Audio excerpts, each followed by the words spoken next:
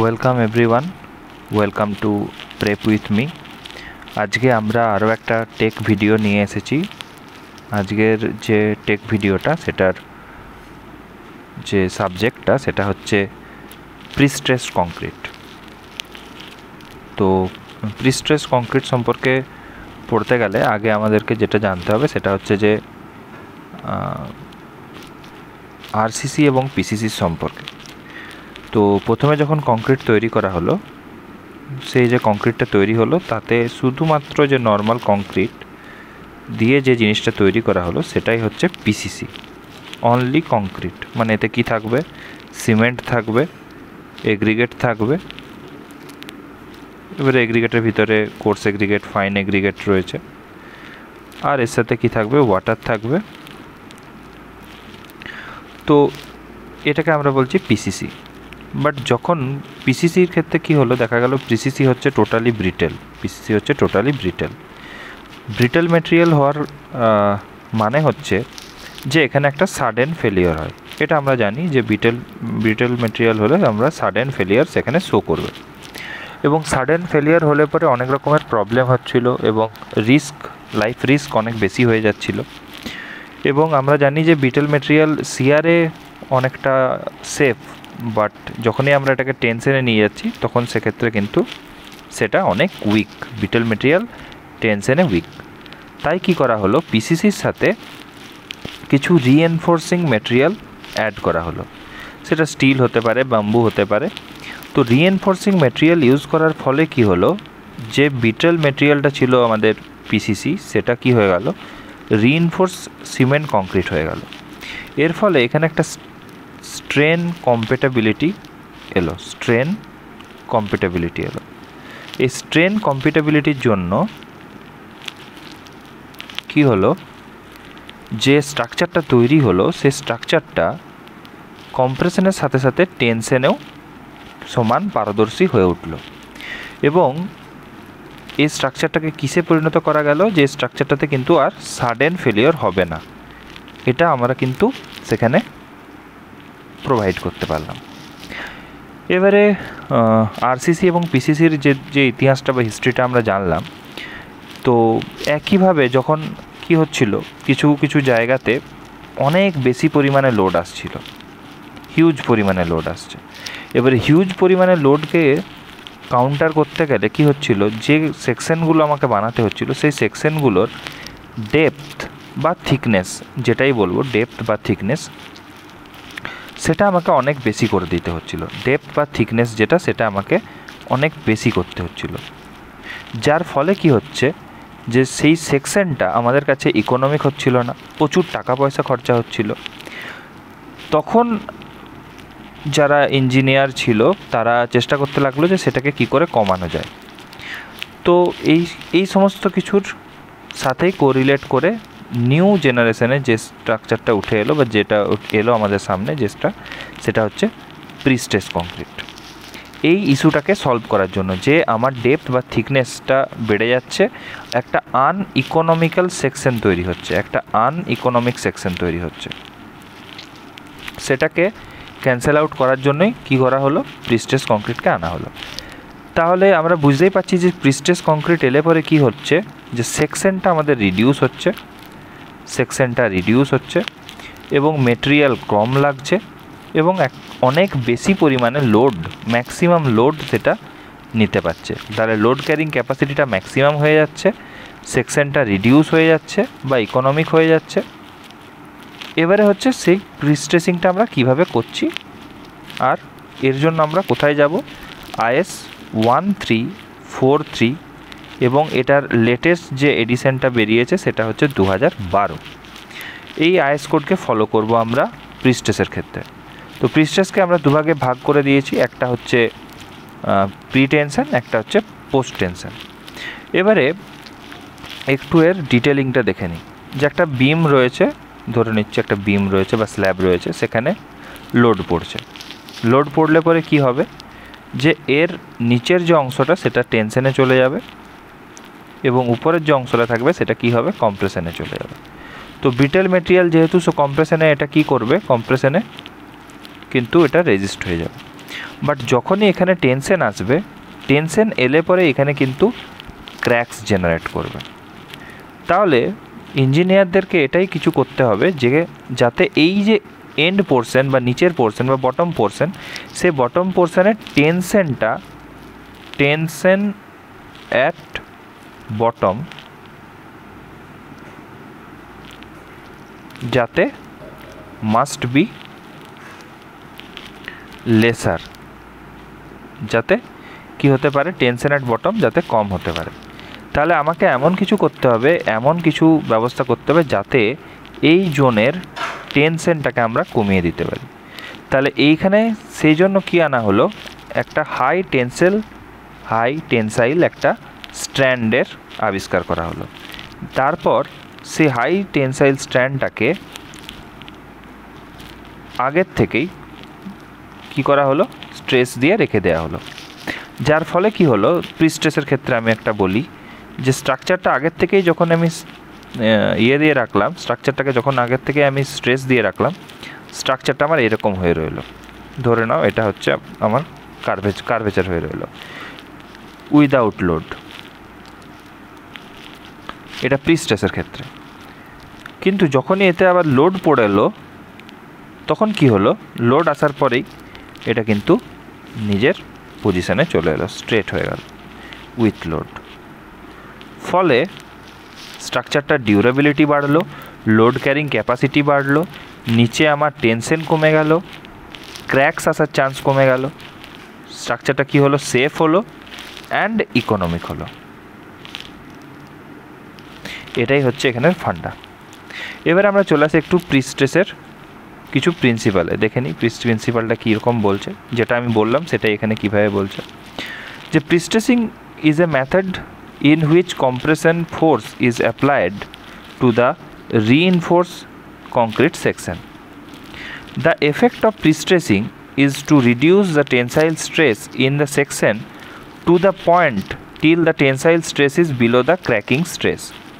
Thus the concrete does not crack. আমি যেটা বললাম ওটাই ইংরেজিতে এখানে বুঝিয়ে বলেছে যে ক্র্যাক যাতে না হয় সেজন্য নিচের পোর্শনে আমাদের কি করতে হবে, টেনশনটাকে কমিয়ে আনতে হবে। It is then possible to treat the concrete as a elastic material.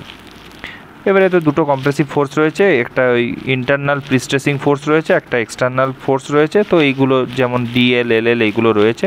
তো সেক্ষেত্রে আমরা দেখতে পাচ্ছি যদি একটা ক্রস সেকশন হয়, সেই ক্রস সেকশনের এগেনস্টে প্রিস্ট্রেসিং ফোর্স যদি আমার এভাবে থাকে, তাহলে ডিএল এবং এলএলের জন্য এই স্ট্রেস ফর্ম করবে। ফলে দেখতে পাচ্ছি আমরা যে রেজাল্টেন্ট যে স্ট্রেস আসবে তাতে কিন্তু বটম ফাইবারে টেনসেলটা হয়ে যাবে very little or no tension. এটা হচ্ছে যেখানে স্ট্রেসটা কি কাজ করবে বা প্রিস্ট্রেসিংটা অ্যাপ্লাই করবে সিজি অফ দ্য সেকশন দিয়ে। আর যদি আমরা সেখানেই এই সেকশনটাকে কি করে দিই, সিজি থেকে যদি আমরা এসেন্ট্রিক করে দিই, জিরোতে এসেন্ট্রিক করে দিই, তাহলে কি দেখতে পাবো যে প্রিস্ট্রেসিংয়ের কিন্তু দুটো ভেরিয়েশন আমরা পাবো স্ট্রেসের, প্লাস হচ্ছে আমরা ডিএল এবং এলএল থেকে দুটো স্ট্রেস পাবো। ফলে যে রেজাল্টেন্ট স্ট্রেসটা আসবে সেটা উপরেও হবে স্মলার কম্প্রেশন, নিচেও হবে স্মল কম্প্রেশন। ফলে যে স্ট্রাকচারটা আমি তৈরি করব সেই স্ট্রাকচারটা কী হয়ে যাবে, অনেক বেটার হয়ে যাবে এবং অনেক বেশি লোড নিতে পারবে। এবারে দুভাগে আমরা এটাকে ভাগ করে নেব, একটা হচ্ছে প্রি টেনশনিং, একটা হচ্ছে পোস্ট টেনশনিং। তো প্রি টেনশনিং মানে আমরা বুঝতেই পাচ্ছি যে আগে আমরা কি করব, প্রি টেনশনিং মানেই হচ্ছে যে আমরা প্রথমে টেনশন দেব, দেন কাস্টিং করব। প্রথমে টেনশন দিয়ে তারপর আমরা কাস্টিং করব। ফার্স্ট আমরা কি করব, ফার্স্ট আমরা করব হচ্ছে tensioning of wire, tensioning of wire. আর সেকেন্ডলি যেটা আমরা করব সেটা হচ্ছে কাস্টিং। এটা প্রি টেনশনিংয়ের ক্ষেত্রে। প্রি টেনশনের ক্ষেত্রে ম্যাক্সিমাম যে মিনিমাম যে কংক্রিট গ্রেডটা আমাকে রাখতে হবে সেটা হচ্ছে M40। পোস্ট টেনশনিংয়ের ক্ষেত্রে কিন্তু সেটা হয়ে যাবে M30। এবারে আমরা একটু পোস্ট টেনশনিং প্রি টেনশনিং নিয়ে একটু আলোচনা করে নেব। তাহলে এটা হচ্ছে প্রি টেনশনিংয়ের ক্ষেত্রে যদি হয়, তাহলে পোস্ট টেনশনিংয়ের ক্ষেত্রে কি হবে, পোস্ট টেনশনিংয়ের ক্ষেত্রে যেটা হবে সেটা হচ্ছে যে প্রথমে কি হবে, আমরা কাস্টিং করব, দেন হচ্ছে আমরা কি করব, টেনশনিং করব। এবারে প্রি টেনশনিং কিন্তু সবসময় হচ্ছে ল্যাবে করতে হবে, সাইটে প্রি টেনশনিং করা পসিবল নয়। যে প্রথমে আমরা সেখানে সাইটে একটা জায়গাতে, সাইট বলতে আমি বলতে চাইছি সাইটের ল্যাবের কথা বলতে চাইছি না, মানে সাইট বলতে আমি ওয়ার্কিং ফিল্ডে বলছি। ওয়ার্কিং ফিল্ড একটা স্ট্রাকচার বিম হবে, আমি সেখানে আগে টেনশন দিয়ে তারপরে তাতে কাস্টিং করলাম, সেটা কিন্তু কখনোই প্রি টেনশনিংয়ে পসিবল নয়। বাট এটা পোস্ট টেনশনিংয়ে পসিবল, যে আমি একটা বিম রেডি করলাম, এটা ধরে নাও শাটারিং বিমের, শাটারিং তৈরি করে সেখানে আমি কি করলাম, সেখানে রিইনফোর্সমেন্ট দিলাম, সেখানে শীত লাগালাম, শীত লাগিয়ে সেখানে বারগুলোকে ঢুকিয়ে দিলাম, দেন এতে কাস্টিং করলাম। তারপর আমি কিন্তু এখানে কি করতে পারি, টেনশনিং করতে পারি, এখানে আমি টেনশনিং করতে পারি। এটা কিন্তু পোস্ট টেনশনিংয়ে পসিবল। তাই পোস্ট টেনশনিং কি হবে, আমি সাইটে করতে পারি এবং আমার ট্রান্সপোর্টেশন কস্ট থাকবে না এবং সাইটে ভালোভাবে কোয়ালিটি কন্ট্রোল করে আমি কাজ করতে পারি। বাট এখানে যে প্রবলেমটা আছে সেটা হচ্ছে এর জন্য কিন্তু skilled labour and skilled engineer খুব দরকার। পোস্ট টেনশনিংয়ের জন্য সব সময় কিন্তু আগের থেকে পূর্ব অভিজ্ঞতা থাকা খুব জরুরি, কারণ নানান রকমের প্রবলেম এখানে হয়। তার কারণ হচ্ছে যদি যে কংক্রিটটা আমরা কাস্ট করছি, এটা আমার প্র্যাকটিক্যাল এক্সপিরিয়েন্স থেকে বলছি, কারণ আমি পোস্ট টেনশনিংয়ে কাজ করেছি। তো সেক্ষেত্রে কি হয়, যে এখানে যেহেতু কংক্রিটের পরে অ্যাট সাইট এখানে টেনশন দেওয়া হয়, তার ফলে কিন্তু অনেক সময় কি হয়, এখানে স্ল্যাবের ভিতরে যে লোডটা পড়ে বা বিমের ভিতর যে লোডটা পড়ে, তাতে কিন্তু অনেক সময় এক্সেস লোড হয়ে গেলে পরে এবং স্ট্যান্ডগুলো যদি ঠিকঠাক না থাকে, ঠিকঠাক বন্ডিং না হয়, ঠিকঠাক স্ট্রেংথ গেনিং না হয়, তাহলে বিমে বা স্ল্যাবে কি হতে পারে, ডাইরেক্টলি ক্র্যাক চলে আসতে পারে এবং ফেলিয়ার হতে পারে। তাই সবসময় পোস্ট টেনশনিংটাকে লেস রিলায়েবল বলা হয়ে থাকে সাইটে। বাট যেখানে স্কিল কাজ করে বা স্কিল লেবার বা স্কিল ইঞ্জিনিয়ার থাকে, তো সেক্ষেত্রে কিন্তু পোস্ট টেনশনিং অনেক বেশি রিলায়েবল এবং পোস্ট টেনশনিংকে সাইটে করা সম্ভব। পোস্ট টেনশনিংয়ের লস অনেক কম, টোটাল লস দেখতে গেলে প্রায় 15% থেকে কম হয়ে থাকে টোটাল স্ট্রাকচারের। বাট প্রি টেনশনিংয়ের ক্ষেত্রে কিন্তু কোয়ালিটি কন্ট্রোলটা যেহেতু ল্যাবে হয়, তো সেটা মোস্ট রিলায়েবল এবং লেস কস্ট অ্যাকিউরিং, এবং এখানে কোনো রিস্ক সেইভাবে থাকে না, রিস্ক নট ইনক্লুডেড। এবারে হচ্ছে আমরা আরেকটা জিনিসে চলে যাই, যে লসের ব্যাপারে। যে আমরা যদি দেখি, লক্ষ্য করি, তাহলে আমরা প্রি টেনশনিংয়ে কী কী লস পাবো। প্রি টেনশনিংয়ের ক্ষেত্রে যে লসটা আমরা প্রথমেই পাবো সেটা হচ্ছে যে elastic shortening loss. Elastic shortening loss, তো ইলাস্টিক শর্টেনিং লস যেটা, সেই ইলাস্টিক শর্টেনিং লসটা অনেক বেশি হয়। কারণ প্রথমে আমরা কি করছি, প্রি টেনশনের ক্ষেত্রে প্রথমে আমরা টেনশন দিয়ে রাখছি, তাই কংক্রিট হয়ে যাওয়ার পরে এখানে কিন্তু একটা ইলাস্টিক শর্টেনিং আসবে। সেই ইলাস্টিক শর্টেনিং লসটার জন্যই কিন্তু প্রি টেনশনিংয়ে লস অনেক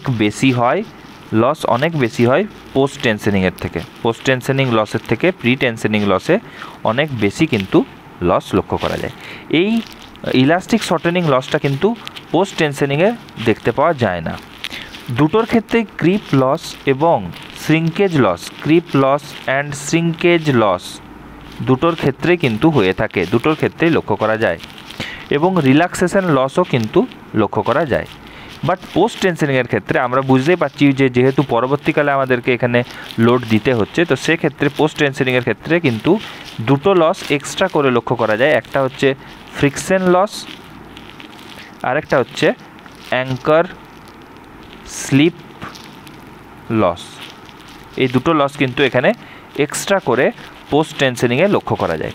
বাট স্টিল প্রি টেনশনিংয়ের total pre tensioning loss is greater than post tensioning loss. তাহলে আমরা এইভাবে কনক্লুড করতে পারি যে আমরা পোস্ট টেনশনিংটাকে বেটার বলবো তখনই প্রি টেনশনিংয়ের থেকে, যখন আমাদের কাছে স্কিল ওয়ার্কম্যানশিপ রয়েছে এবং স্কিল লেবার রয়েছে এবং স্কিল মনিটরিং রয়েছে।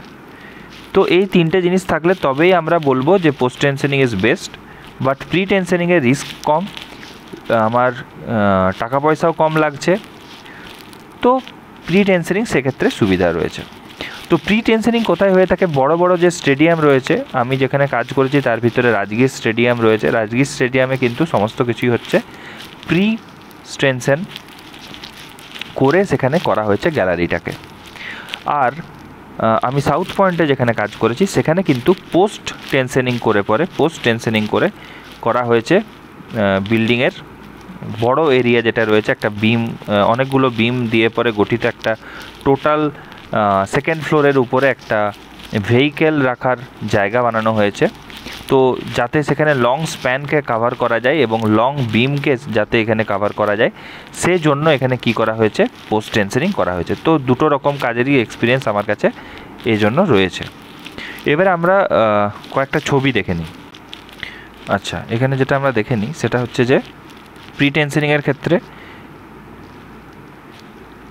আমরা এটা দেখতে পাচ্ছি, এটা প্রি টেনশনিং। তো এখানে প্রিকাস্ট ম্যাটেরিয়ালগুলোকে এনে বসানো হচ্ছে এবং টেনশন ফোর্সটাকে এখানে রিলিজ করে দেওয়া হচ্ছে কংক্রিটটা হার্ডেন হয়ে যাওয়ার পরে। এটা প্রি টেনশনিং বলছে এটাকে। আর পোস্ট টেনশনিংয়ের ক্ষেত্রে আমরা আগেই বলেছি যে আগে আমরা কি করব, কংক্রিটটা করে নেব এবং একটা প্রান্তে আমরা কি করব, এটাকে জেনারেলি বলা হয়ে থাকে অনিয়ন বাল্ব। একটা প্রান্তে আমরা কি করব, ফিক্স করে নেব এই আমাদের স্ট্যান্ডটাকে বা টেন্ডনটাকে, এবং একটা দিকে আমরা কি করব, ডেড এন্ড অ্যাঙ্করেজ রাখবো, একটা গ্রাউটিং টিউব রাখবো। যখন আমরা এই এন্ডে কি করব, কংক্রিটটা সাফিসিয়েন্ট স্ট্রেংথ গেইন করার পরে আমরা এখানে টেনশন দেব।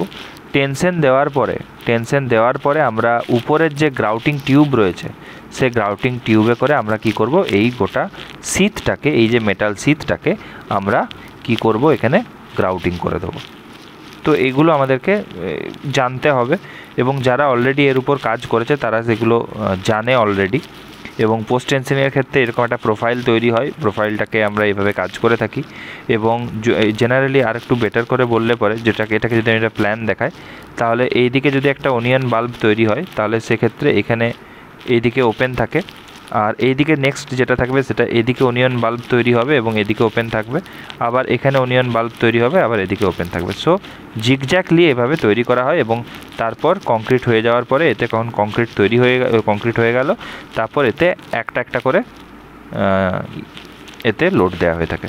এবং পোস্ট টেনশনিংয়ের ক্ষেত্রে কি হয়ে থাকে, আরও একটা আমি কথা বলি, এটা জানবে যারা প্র্যাকটিক্যালি কাজ করেছে, সেটা হচ্ছে যদি একটা বিল্ডিং তৈরি থাকে G+7 ধরে নিই আমরা, তো দুরকমভাবে পোস্ট টেনশনিংয়ের কাজ হয়ে থাকে। দুরকমভাবে হয়ে থাকে যে আমরা কি করলাম, যে কংক্রিট করতে করতে আমরা চলে যাচ্ছি, ধীরে ধীরে কংক্রিট করতে চলে যাচ্ছি। তো একটা নির্দিষ্ট লেভেলের পরে ধরে নিলাম আমরা এখানে G+1-এ আমার পিটি বিম রয়েছে, আর আমরা G+7 অবধি আমরা কাস্টিং করব। তো এক্ষেত্রে দুটো রকম হতে পারে। এরকম হতে পারে যে G+3 তৈরি হওয়ার পরে, এই লোডটা আসার পরে, G+3 অবধি কাস্টিং বা লোড চলে আসার পরে তারপর আমরা এতে 1/3 লোড দিলাম বা 1/3 টেনশন আমরা এতে দিলাম। আবার G5 তৈরি হওয়ার পরে আমরা এতে আবার 1/3 লোড অ্যাড করলাম এইখানে। আবার G7 তৈরি হওয়ার পরে আমরা ফাইনাল 1/3 লোড আমরা এতে দিলাম। বা অনেক সময় করা হয় কি, যে টোটাল স্ট্রাকচারটা তৈরি হয়ে যাওয়ার পরে এখানে ফাইনাল লোডিং একসাথে দেওয়া হয়ে থাকে। বাট ফাইনাল লোডিং একসাথে দেওয়ার থেকে অনেক বেশি আমাদের কাছে অ্যাকসেপ্টেবল হচ্ছে আস্তে আস্তে লোডিং দেওয়া বা সিকোয়েন্সিয়ালি লোডিং দেওয়া। বাট সিকোয়েন্সিয়ালি লোডিং দিলে পরে কিন্তু একটা ডিসঅ্যাডভান্টেজও আছে, তাতে লসের প্রিস্টেজ যে লস পার্সেন্টেজটা সেটা কিন্তু ইনক্রিজ হয়ে যায়। বাট রিস্ক অফ ফেলিয়ার অনেক কমে যায়। সো এটা আমাকে জানতে হতো, এগুলো আমাদেরকে জানতে হবে। আচ্ছা, আমি আর কিছু এটা নিয়ে বলার সেরকম নেই, বাট আরেকটা জিনিস এখানে ছোট্ট অ্যাড করতে চাই আমি, যে যখন পর্যন্ত না টোটাল লোড এখানে আমি দিচ্ছি পোস্ট টেনশনিংয়ের ক্ষেত্রে, ততক্ষণ কিন্তু আমাকে নিচের টোটাল যে শাটারিং বা সাপোর্ট আমাকে ছিল, সে টোটাল শাটারিং বা সাপোর্ট আমাকে কিন্তু সেখানে প্রোভাইড করে রাখতে হবে। তো আমি আমার সাইটের কিছু এগুলো হচ্ছে আমার সাইটের কিছু পিকচার। আমার এখানে এটা পিটি বিম ছিল, পোস্ট টেনশনিং বিম। তো এখানে এইভাবে এরকম ডাবলস ছেড়ে রাখা হয়, একটা দিকে ওনিয়ন বাল্ব করে দেওয়া হয়, পরবর্তীকালে সেখানে ওয়েজ লাগানো হয়। এটা হচ্ছে অ্যাকচুয়াল এভাবে ছাড়া হয়। প্রথম এটা 1 নাম্বার হচ্ছে, এটা হিসাবে 1 নাম্বার ছবি। প্রথমে এভাবে ছেড়ে রাখা হয় এবং এই যে মুখগুলো থাকে এটাকে পরিষ্কার করা হয়, এই হাই স্ট্যান্ডটাকে পরিষ্কার করা হয়। দেন সেখানে ওয়েজেস লাগানো হয়। ওয়েজেস লাগিয়ে পরে সেটাকে এই স্ট্যান্ডগুলোকে ফিক্স করা হয়ে থাকে, সোজা সোজা করে দেওয়া হয়। তারপর সেখানে কি করা হয়, এই যেগুলো হচ্ছে ওয়েজেস, এটা 2 নাম্বার পিকচার হচ্ছে, এটা 3 নাম্বার পিকচার এবং এটা হচ্ছে 4 নাম্বার পিকচার। 4 নাম্বার পিকচার তার কারণ হচ্ছে যে এই সমস্ত কিছু হয়ে যাওয়ার পরে এখানে এইভাবে লোডিং দেওয়া হয় এবং টেনশন দেওয়ার ফলে এখানে আমাদের একটা ইলংগেশন হয়। সেই ইলংগেশনটাকে আমাদের ডিজাইনার প্রোভাইড করে। সেই কতটা ইলংগেশন হচ্ছে সেই ইলংগেশনটাকে শো করে প্রেসারের দ্বারা কত প্রেসার দিতে হবে এবং কত ইলংগেশন হবে সেই দুটোকে ফিক্স করা হয়ে থাকে, ফিক্স অলরেডি করা থাকে এবং সেই ইলংগেশন এবং প্রেসারকে মেজার করে পরে বাকি কি করা হয়, এখানে এটাকে ফিক্স করে দেওয়া হয়, টেনশনটাকে ফিক্স করে দেওয়া হয়। আশা করি তোমাদের এই ভিডিও থেকে অনেক হেল্প হবে এবং তোমরা যদি ভিডিওটাকে হেল্পফুল মনে হয় তাহলে অবশ্যই ভিডিওটাকে লাইক শেয়ার করো। আর এরকম অনেক তথ্য রয়েছে যেগুলো আমি আমার এক্সপিরিয়েন্স থেকে তোমাদেরকে শেয়ার করতে পারি। এন্থু পেলে অবশ্যই সেগুলো আরও শেয়ার হবে। আর দুটো জিনিস একটু তোমাদের দেখিয়ে দিই।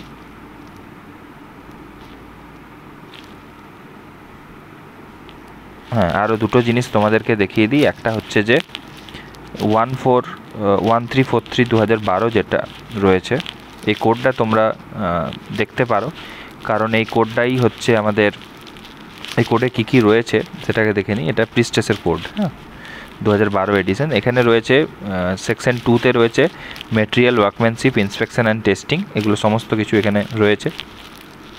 এখানে ডিজাইন মিক্স অফ কংক্রিট নিয়েও কথা বলা রয়েছে। এবারে দুটো ভাগ রয়েছে এখানে, যে লিমিট স্টেট ডিজাইনে কীভাবে কাজ হচ্ছে সেটা আমাদেরকে এখানে দেখাবে। আরেকটা রয়েছে যেটা হচ্ছে যে আমাদের এই জেনারেল ডিজাইন রিকোয়ারমেন্টগুলো কি সেটা কিভাবে হচ্ছে সেটা দেখাবে। তো আমাদেরকে আমরা যদি এখানে যাই তো এখানে আমরা দেখতে পাবো যে এখানে 1 মিনিট, হ্যাঁ, এখানে যেগুলো দেখতে পাবো সেটা হচ্ছে যে এখানে কিছু ডেফিনেশন রয়েছে, final tension, initial prestress, initial tension, post tensioning কাকে বলছে। তো এই সমস্ত জিনিসপত্রগুলো তোমরা এখান থেকে পড়তে পারো। শর্ট কলাম, সিলিন্ডার কলাম, এগুলো সম্পর্কেও এখানে এই কোডে দেওয়া রয়েছে। টেন্ডন সম্পর্কে দেওয়া রয়েছে এবং এই কোডেই আমরা কোন মেটেরিয়াল ইউজ করতে পারবো, কোন মেটেরিয়াল ইউজ করতে পারবো না, তার স্পেসিফিকেশান কী হবে, হ্যাঁ, যে প্রিস্ট্রেসিং স্টিলটা ইউজ করব সেগুলো কিভাবে আমরা ইউজ করতে পারি, হ্যাঁ, বা কোন কোডে ফলো করব, মডুলাস অফ ইলাস্টিসিটি কত থাকবে, এই জিনিসপত্রগুলোকে আমাদেরকে একটু এখানে দেখে নিতে হবে। এবং এখানেই দেওয়া রয়েছে এই যে প্রি টেনশনের ক্ষেত্রে সবসময় মিনিমাম হবে হচ্ছে M40। তো এই সমস্ত জিনিসপত্রগুলো এই কোডে রয়েছে এবং এখানে এজ ফ্যাক্টর রয়েছে প্রপার্টিজ অফ কংক্রিটের উপরে। এখানে মিনিমাম এজ কত হচ্ছে এজ ফ্যাক্টরের এগেনস্টে সেগুলো আমরা এখান থেকে পাবো। টেনসাইল স্ট্রেংথ, সমস্ত জিনিসপত্রগুলো এখানে রয়েছে। তো short term elasticity, workability of concrete, এগুলো তোমরা এখান থেকে দেখে নিতে পারো। ওকে, আরেকটা জিনিস রয়েছে সেটা হচ্ছে যে 14268/2022, এটাই হচ্ছে uncoated stress relieve low relaxation 7 wire strand for prestress concrete. এই স্ট্যান্ডটাকেই আমি ইউজ করেছি অলরেডি। এই স্ট্যান্ডটাকে জেনারেলি আমরা ইউজ করে থাকি পোস্ট টেনশনিংয়ের ক্ষেত্রে বা প্রি টেনশনিংয়ের ক্ষেত্রে। 7 প্লাই বলতে আমরা 7 প্লাই বলতে এরকম 7টা ডায়ামিটার দিয়ে তৈরি হয়ে থাকে, এইভাবে তৈরি থাকে, তাই এটাকে 7 প্লাই বলছে। তো এখানে এর বেশি জিনিস এখানে জানার দরকার নেই। এখানে যদি কেউ কাজ করছো তারা এর ইলঙ্গেশন নিয়ে পরে একটু পড়াশোনা করতে পারো, এর বেশি অন্য কিছু এখান থেকে ধরবে না। হ্যাঁ, নর্মাল যে ডায়ামিটার থাকে সেটা 12 বেশি হয়, আবার 12 কম হয়, তার এগেনস্টে লেন্থ থাকে, স্পেসিং থাকে। হ্যাঁ, তো সেই টলারেন্সগুলো তোমরা পড়তে পারো, টেনসাইল স্ট্রেংথ কত আসে সেগুলো তোমরা জানতে পারো। তো এই সমস্ত টেনসাইল স্ট্রেংথগুলো ডায়ামিটারের সাথে কীভাবে ভ্যারি করে। আমাদের 13 ডায়ামিটারের ছিল, তো আমাদের ক্ষেত্রে সেক্ষেত্রে 15.2 ছিল, তো সেক্ষেত্রে আমাদের টেনসাইল স্ট্রেংথ ছিল হচ্ছে 1960 MPa। তো এইভাবে তোমরা এই জিনিসপত্রগুলো পড়ে রাখতে পারো বা দেখতে পারো, বেটার হবে, নিজের জন্যও এটা যথেষ্ট। এবং পিএসসি সম্পর্কে জানতে গেলে আমাদেরকে এগুলো জানতেই হবে, এবং এগুলো প্র্যাকটিক্যাল কাজ খুব কম হয়ে থাকে। হ্যাঁ, তাই এগুলোর এক্সপিরিয়েন্স যাদের রয়েছে তাদের কিন্তু অনেক বেশি অ্যাডভান্টেজ আছে বা থাকবে সবসময়, কারণ এই কাজগুলো খুব একটা বেশি হয় না। ঠিক আছে, এগুলোই জানলেই যথেষ্ট নিজেকে প্রিপারেশন করার জন্য, এগুলো এনাফ। ঠিক আছে, থ্যাংক ইউ। আর ভিডিওটা ভালো লেগে থাকলে, হেল্পফুল লেগে থাকলে অবশ্যই ভিডিওটাকে লাইক, শেয়ার করো, কমেন্ট করো। এরকম ভিডিও পেতে গেলে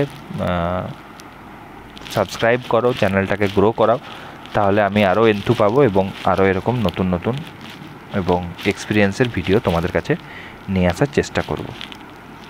থ্যাংক ইউ।